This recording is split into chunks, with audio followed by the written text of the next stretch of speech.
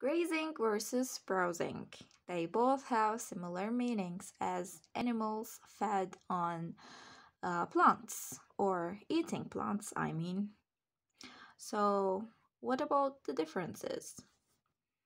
Grazing, meaning animals are eating um, ground plants from ground. But in browsing, this time animals are, let's draw some animals, okay? It can be cow or something, I don't know. I have no idea. It's like bird head and the cow body, but you got me anyway.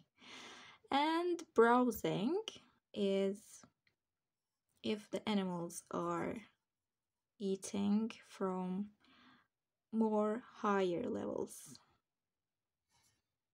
Like here, this is the mouth, okay? I exaggerated because I draw not nearby. I'm sorry. Let's make it again. Birdish cow.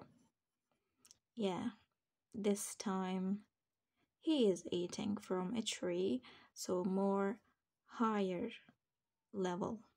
This is browsing. How can we memorize them? So let's think as like this. Our eyebrows, okay?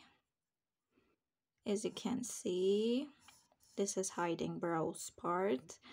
And what about eyebrows? It is in the upper parts of our head, right? Our face. So we can remember from here.